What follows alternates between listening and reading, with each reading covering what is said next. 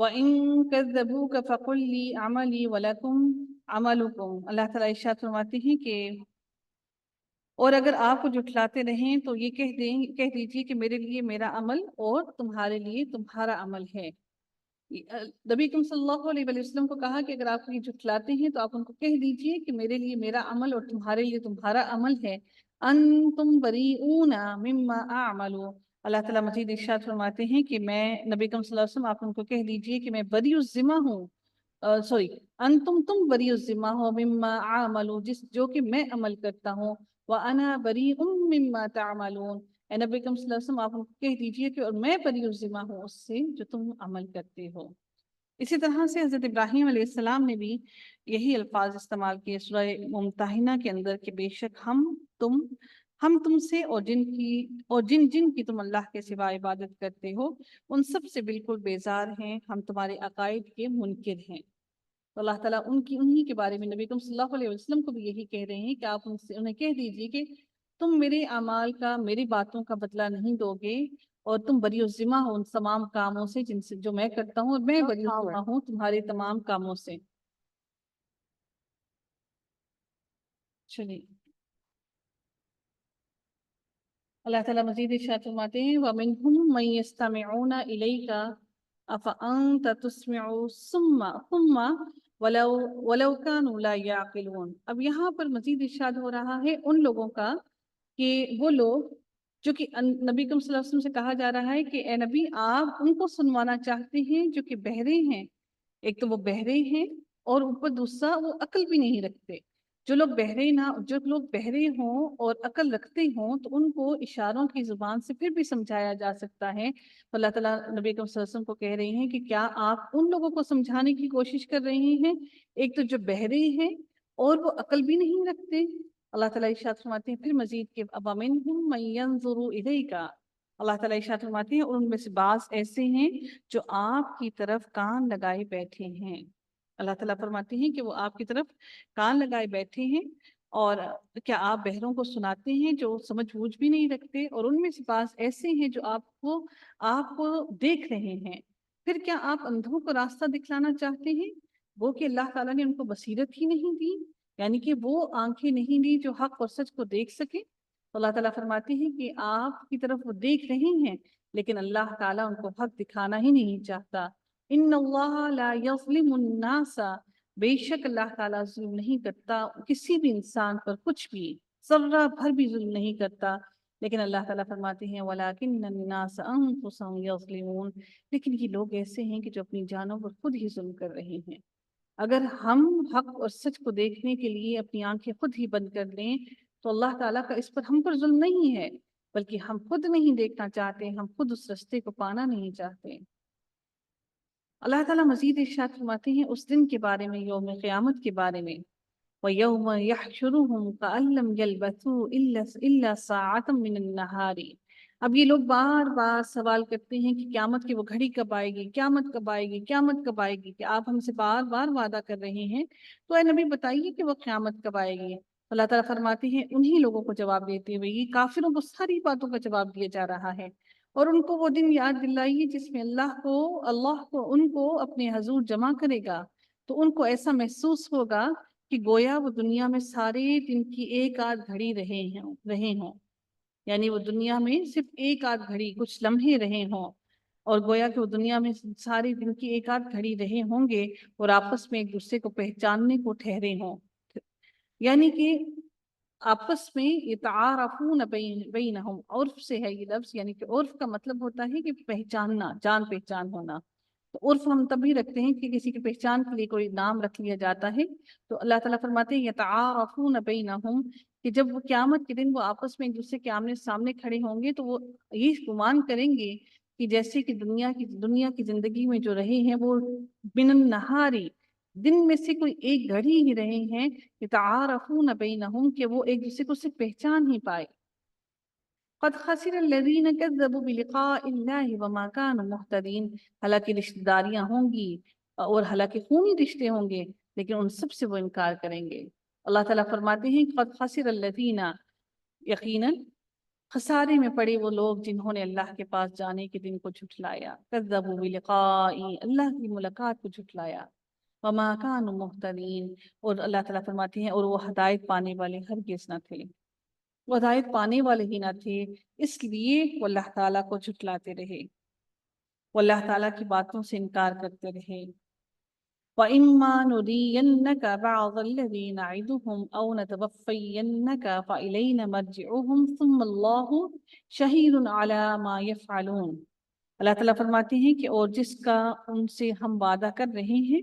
اس میں سے کچھ تھوڑا سا اگر ہم آپ کو دکھلا دیں، نُرِيَنَّكَ، ہم دکھلا دیں آپ کو، بَعْضَ الَّذِي نَعِدُهُمْ، جس کا ہم وعدہ کر رہے ہیں ان سے، أَوْ نَتَوَفَّيَنَّكَ، یا پھر ہم اس سے پہلے ہی آپ کو فوت کر لیں، فَإِلَيْنَا مَرْجِعُهُمْ، تو آپ بے فکر رہیں کہ ان کو ہماری طرف ہی لوٹ کر آنا ہے۔ یعنی یہ جو لوگ قیامت کے دن کی گھڑی کی جلدی مچا رہے ہیں تو نبی صلی اللہ علیہ وسلم کو کہہ رہے ہیں اللہ تعالیٰ کہ اگر ہم ان کو وہ عذاب دکھا بھی دیں اور ان کو وہ عذاب لانے سے، ان کو دکھانے سے پہلے ہی ہم آپ کو فوت کر لیں، اپنی طرف بلا لیں، تو اللہ تعالیٰ فرماتے ہیں فَإِلَيْنَا مَرْجِعُهُمْ، تو ہماری طرف ہی لوٹنا ہے ان سب کو، ثم اللہ شہید علی ما یفعلون، اللہ تعالیٰ فرماتے ہیں کہ پھر اللہ تعالیٰ سے ان کو بچانے والا کوئی نہیں ہوگا، تو اللہ تعالیٰ ان کے ہر عمل پر گواہ ہے۔ تو اللہ تعالیٰ نے نبی صلی اللہ علیہ وسلم کو واضح الفاظ میں بیان کر دیا کہ یہ لوگ جو بھی برے اعمال کرتے ہیں اللہ تعالیٰ نے ان کے ساتھ جو وعدہ کیا ہے وہ دن ان تک پہنچ کر رہے گا۔ تو نبی صلی اللہ علیہ وسلم کو فرما رہی ہیں کہ اگر ہم آپ کے سامنے بھی ان کو وہ عذاب دے دیں اور اگر آپ کی بات بھی ہم دے دیں تو اس سے فرق نہیں پڑتا، یہ دیر سویر لوٹ کر ہمارے پاس ہی آئیں گے اور ہم ان کو ان کے عذاب میں مبتلا ضرور کریں گے جن کا وعدہ ہم نے ان سے کر دیا ہے، اور ان سے اس عذاب کو کوئی پھیرنے والا ہرگز نہ ہوگا۔ اللہ تعالیٰ مزید ارشاد فرماتے ہیں وَيَقُولُونَ وَلِكُلِّ أُمَّةٍ،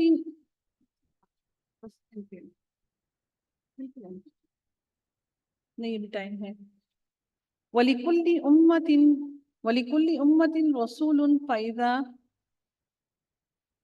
فَإِذَا جَاءَ رَسُولُهُمْ قُضِيَ بَيْنَهُمْ بِالْقِسْطِ وَهُمْ لَا يُظْلَمُونَ۔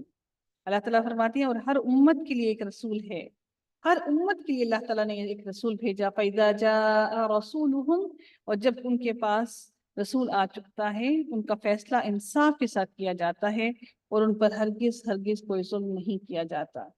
رسول آنے کے بعد پھر اللہ تعالیٰ مکمل انصاف کرتے ہیں، اور پھر اگر وہ اللہ تعالیٰ کی باتوں کو نہیں سنتے تو پھر اللہ تعالیٰ ان کو عذاب میں مبتلا کرتے ہیں۔ رسول کے آنے سے پہلے اللہ تعالیٰ نے کبھی بھی کسی قوم پر عذاب نہیں بھیجا، تو اللہ تعالیٰ فرماتے ہیں وَهُمْ لَا يُظْلَمُونَ بَيْنَهُمْ بِالْقِسْطِ، انصاف کے درمیان اللہ تعالیٰ ان کے بیچ میں فیصلہ کر دیتے ہیں اور وہ ہرگز کوئی ظلم نہیں کیے جاتے۔ وَيَقُولُونَ مَتَى هَذَا الْوَعْدُ إِن كُنتُمْ صَادِقِينَ، اللہ تعالیٰ مزید ارشاد فرماتے ہیں اور یہ لوگ کہتے ہیں کہ یہ وعدہ کب ہوگا اگر تم سچے ہو، یعنی کہ یہ قیامت کا وعدہ، یہ عذاب کا وعدہ کب پورا ہوگا۔ تو اللہ تعالیٰ پھر نبی صلی اللہ علیہ وسلم کو کہتے ہیں اب ان کی اس بات کا بھی جواب دے دیجئے، قُلْ لَا أَمْلِكُ لِنَفْسِي ضَرًّا وَلَا نَفْعًا إِلَّا مَا شَاءَ اللَّهُ، اے نبی صلی اللہ علیہ وسلم آپ کہہ دیجئے کہ میں اپنی ذات کے لیے تو کسی نفع اور کسی نقصان کا اختیار رکھتا ہی نہیں، لا املک، میں مالک ہی نہیں اپنی ذات کے لیے، نفسی ضر ولا نفعا، نہ ہی کسی نقصان کا نہ ہی کسی فائدے کا، الا ما شاء اللہ، ما سوائے کہ اس کی جو میرا رب چاہے۔ لکل امت اجل، ہر امت کے لیے اللہ نے ایک وقت مقرر کر رکھا ہے کہ اللہ تعالیٰ نے اس امت کو کب لپیٹنا ہے، یہ اللہ تعالیٰ نے مقرر کر رکھا ہے۔ اذا جاء اجلهم فلا يستأخرون ساعة ولا يستقدمون، اور جب وہ گھڑی آ جائے گی جس مدت کا اللہ نے جس وقت کا وعدہ کر رکھا ہے تو اس مدت میں نہ کوئی تاخیر کر سکے گا، نہ وہ جلدی آئے گی اس سے، اور نہ ہی اس کو کوئی بعد میں اس کے اندر تاخیر کر سکے گا، نہ ہی اس کو کوئی جلدی کر سکے گا۔ یستأخرون ساعة ولا يستقدمون، نہ اس گھڑی کو کوئی آگے کر سکتا ہے نہ اس کو کوئی پیچھے کر سکتا ہے، پھر اس گھڑی میں کوئی تاخیر نہ ہوگی بلکہ وہ گھڑی اپنے اندر سب کو لپیٹ لے گی۔ پھر کہا جا رہا ہے اے نبی ان سے کہہ دیجئے أَرَأَيْتُمْ إِنْ آتَاكُمْ عَذَابُهُ بَيَاتًا أَوْ نَهَارًا مَاذَا يَسْتَعْجِلُ مِنْهُ الْمُجْرِمُونَ۔ کہ آپ صلی اللہ علیہ وسلم سے کہا جا رہا ہے کہ پھر آپ ان سے کہہ دیجئے یہ تو بتلاؤ کہ اگر تم پر اللہ کا عذاب رات کو آ جائے، بیاتن بیت سے ہے، بیت جو ہوتا ہے گھر ہوتا ہے نا، تو گھر میں رات کو آرام کے لیے جایا جاتا ہے، اس لیے بیاتن یہاں پر رات کے معنوں میں آیا ہے۔ رات کو آ جائے جب تم رات کو اپنے گھروں میں آرام کر رہے ہو، یا دن کے وقت آ جائے جس کے لیے تم جلدی مچا رہے ہو، تو اللہ تعالیٰ فرماتے ہیں کہ مجرم لوگ اس کو جلدی مانگ رہے ہیں، تو کوئی ایسی چیز ہے کہ اللہ تعالیٰ کے عذاب سے تمہیں کوئی بچا سکے؟ تو اللہ کا عذاب تم کیوں جلدی مانگ رہے ہو؟ اثم اذا ما وقع آمنتم به،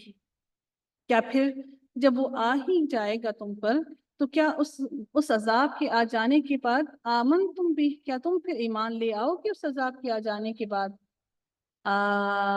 آنا، ہاں اب مانا، وقد کنتم به یستعجلون، حالانکہ تم اس کی جلدی مچایا کرتے تھے۔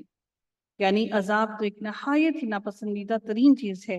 جس سے دل نفرت کرتے ہیں، اور انسان اس سے انکار کرتا ہے کہ اس کے اوپر یہ عذاب نہ آئے، پھر یہ اس میں کیا خوبی ایسی تلاش کرتے ہیں جس کے لیے یہ جلدی مچا رہے ہیں۔ لیکن عذاب کے آ جانے کے بعد اب کیا فائدہ؟ اب ان کا ایمان لانا کس فائدے کا، اور اب ان کا انکار کرنا کس فائدے کا؟ ثم قیل للذین ظلموا ذوقوا عذاب الخلد، پھر ظالموں سے خلدی حل تجزون الا بما کنتم تکسبون، پھر ظالموں سے کہا جائے گا کہ ہمیشہ کا عذاب چکھو، تم کو تو تمہارے کیے کا ہی بدلہ ملے گا، تم نے جو کیا ہے تمہاری کمائی کا ہی بدلہ تمہیں ملے گا۔ وَيَسْتَنْبِئُونَكَ أَحَقٌّ هُوَ قُلْ إِي وَرَبِّي إِنَّهُ لَحَقٌّ، اللہ تعالیٰ مزید ارشاد فرماتے ہیں اور وہ آپ سے پھر سے دریافت کرتے ہیں، یستنبئونک، سوال کرتے ہیں آپ سے، پوچھتے ہیں آپ سے کہ کیا عذاب واقعی سچ ہے، کیا حقیقت میں سچ ہے، حق ہوا، کیا وہ عذاب سچ ہے؟ کہہ دیجئے قل ای، ہاں، وربی انہ لحق، ہاں،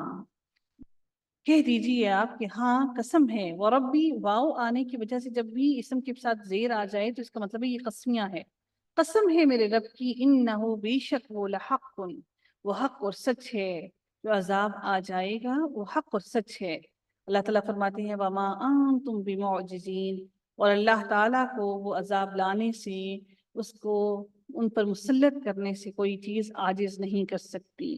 کوئی ایسا نہیں ہے، کوئی طاقت ایسی نہیں ہے جو اللہ تعالیٰ کو عاجز کر سکے کہ اللہ تعالیٰ کے اس عذاب کو ان سے روک سکے۔ اے پیغمبر ان سے کہہ دیجئے کہ تمہارا مٹی ہو کر مٹی میں مل جانا اللہ تعالیٰ کو دوبارہ زندہ کرنے سے عاجز نہیں کر سکتا، اس لیے یقیناً یہ ہو کر رہے گا۔ اور امام ابن کثیر فرماتے ہیں کہ اس آیت کی مثل قرآن مجید میں مزید صرف 2 ہی آیتیں اور ہیں جن میں اللہ تعالیٰ نے اپنے پیغمبر کو حکم دیا ہے کہ وہ قسم کھا کر ان کو اس اس وقت کے واقع ہونے کے بارے میں بتا دیں۔ ایک آیت جو ہے وہ یہ قسم اللہ تعالیٰ کی اٹھا کر، ایک سورہ نبا کی آیت نمبر 3 میں اللہ تعالیٰ کی قسم اٹھا کر اس بات کا بتایا گیا کہ حقیقت میں وہ سچ ہے، اور دوسری سورہ تغابن کی آیت نمبر 7 کے اندر اس چیز کا بتایا گیا ہے کہ اللہ تعالیٰ کی بات حق اور سچ ہے۔ قسم اٹھا کر اس بات کا، اللہ تعالیٰ کی قسم اٹھا کر اس بات کی سچائی کا اعتراف کیا گیا ہے۔ وآخر دعوانا ان الحمدللہ رب العالمین، صلی اللہ تعالی علی خیرہ خلقہ اجمعین برحمتک یا ارحم